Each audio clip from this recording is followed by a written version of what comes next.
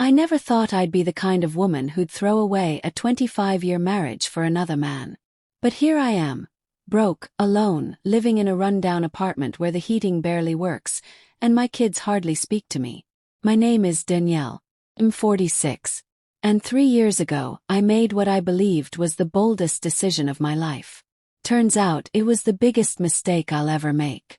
Patrick and I met in our early 20s. It was at a company picnic. He was working in accounting and I was in customer service. He wasn't like the other guys.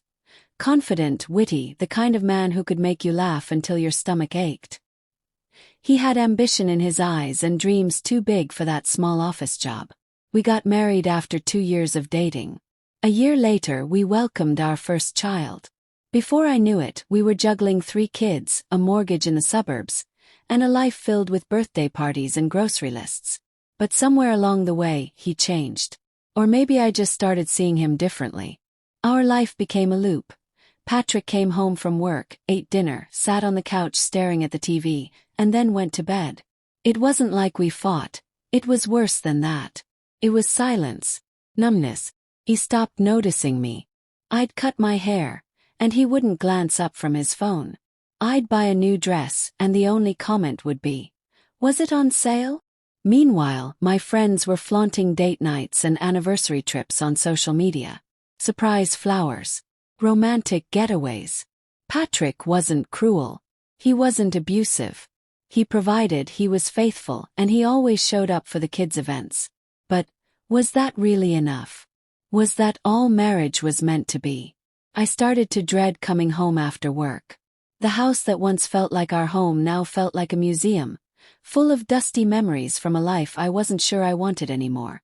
The family photos mocked me. Smiling faces frozen in time from a life that no longer felt like mine. Our children were grown. Liam was 28 and living across the country. Olivia was 26 and planning her wedding, and Ethan was 23 finishing college. They didn't need me anymore. And Patrick, we barely spoke beyond, "Did you pay the cable bill?" Or, "The car needs an oil change." Then he came along. Nathan. He was transferred to my department from another office. The spark was immediate, the kind of magnetic pull you try to ignore but can't. Nathan had this easy charm. He'd stop by my desk asking questions he didn't really need answers to. He remembered exactly how I took my coffee, leaving it on my desk with a grin. We started eating lunch together. He listened. He really listened, not half-heartedly like Patrick did. I told myself we were just friends, but I knew better. Nathan made me feel alive again. Desired. He'd send me sweet little messages throughout the day. Jokes, encouragement before meetings, funny memes that made me laugh out loud. It was intoxicating. I started caring about my appearance again. New clothes, new makeup. I finally shed those extra 15 pounds I'd been carrying for years. Patrick noticed only the credit card bill climbing. Nathan. He noticed everything. It wasn't long before we were inventing reasons to stay late. Quiet conversations in the empty break room became emotional confessions. I told him about feeling invisible at home, about the trips I never took, about how lonely I felt. He shared his own story, a failed marriage, regrets, dreams. The first kiss happened after company happy hour. He walked me to my car, and I knew I should have stopped him. But I didn't. That kiss. It lit a fire in me that hadn't burned in decades. I drove home in a daze that night, cheeks flushed, heart pounding. Patrick was asleep on the couch, TV still blaring. I stood there staring at him, thinking about how different Nathan made me feel. That night, I slept in the guest room for the first time, blaming it on not wanting to wake him. Soon we crossed the line. I told Patrick I was attending a work conference. In reality, Nathan and I spent the weekend at a downtown hotel. I should have felt guilty. Instead, I felt free. With Nathan, I wasn't a middle-aged wife and mother. I was Danielle again. A woman with dreams, desires, and passion. Suddenly, everything Patrick did irritated me. His steady, practical ways, once comforting, now felt suffocating. I convinced myself that Nathan and I shared a love that was rare, something worth risking everything for. 2 months later I ended it. I told Patrick I wanted a divorce. I'll never forget the look on his face. He didn't shout or curse. He just sat there staring and quietly asked if there was someone else. I admitted it. Yes, there was. Patrick asked me to reconsider, suggested counseling, time apart, anything for the sake of our family. But I was too far gone. I told him I hadn't loved him in years, a lie I told myself to make leaving easier. Things got ugly fast. One weekend I vanished with Nathan. When I returned to pack more of my things, Patrick exploded. He told me I wasn't welcome anymore. The house wasn't mine. That day I moved in with Nathan. I wanted a fast divorce to rip off the bandage and move on. I gave Patrick everything: the house, the pension, most of the retirement funds. Everyone told me I was insane to walk away with nothing. But Nathan made good money, and I thought love was all I needed. I didn't expect my kids' reactions. Liam said he was cutting me off completely if I chose Nathan over their father. Olivia cried, asking how I could do this to our family. Even Ethan, my quiet, laid-back son, refused to speak to me. They saw me only as the woman who destroyed their father, not as a person with her own unhappiness. I thought they'd come around in time. For a while, life with Nathan was thrilling. Weekend trips, wild nights, spontaneous sex. He made me feel 20 again. But the cracks started showing fast. His drinking, which I'd brushed off before, became impossible to ignore. He drank daily, sometimes starting before dinner. He'd get defensive when I brought it up, accusing me of being just like Patrick. Then the financial issues came. Nathan spent recklessly. Dinners out, gifts we couldn't afford, golf memberships charged to my credit cards without asking.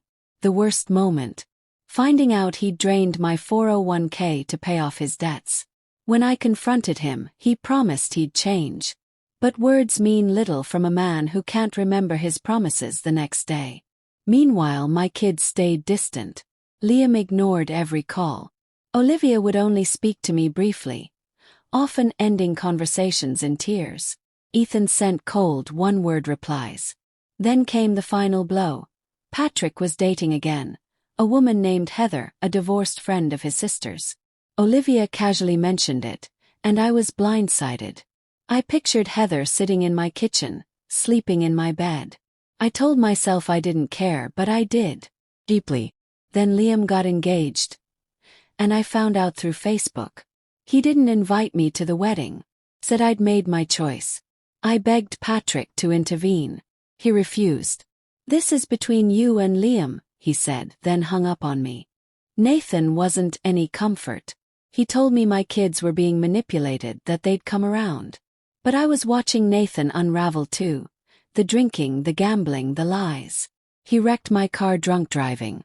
Spent my last savings on a gambling trip with his buddies. When he came home unapologetic, something inside me finally snapped. I packed my bags while he was at work and left. Now, I live alone in a tiny, drafty apartment.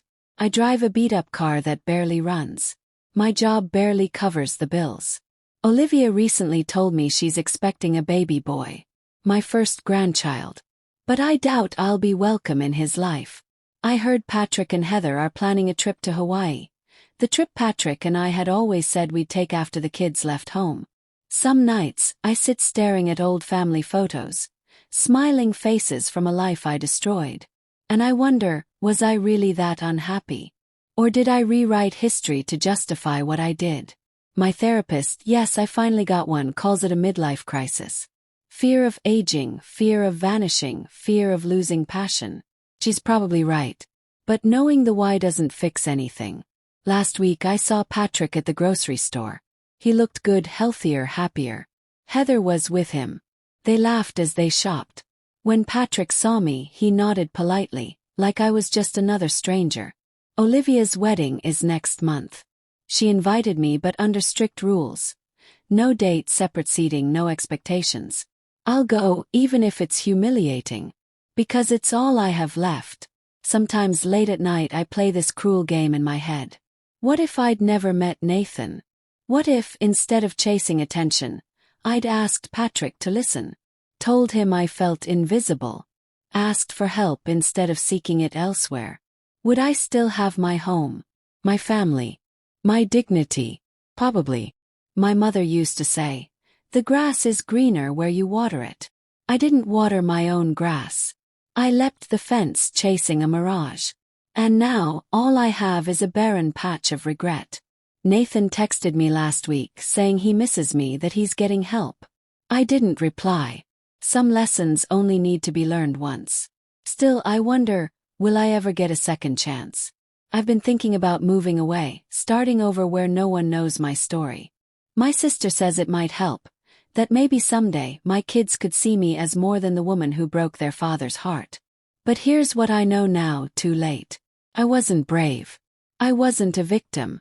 I was selfish. I mistook excitement for love. I traded decades of stability and loyalty for a fantasy that vanished the moment I needed it to be real. And in the end, I lost everything worth keeping. Some nights, I dream about telling Patrick the truth, that he was a good husband, that I was the one who failed. But I won't. It's not his burden to carry anymore. Instead, I sit alone, knitting a blue and white baby blanket for a grandson I might never meet, quietly hoping that someday, somehow, I'll be allowed to make something right. Until then, all I can do is live with the wreckage of the life I chose to burn down, and hope that one day, I'll learn to forgive the woman I used to be.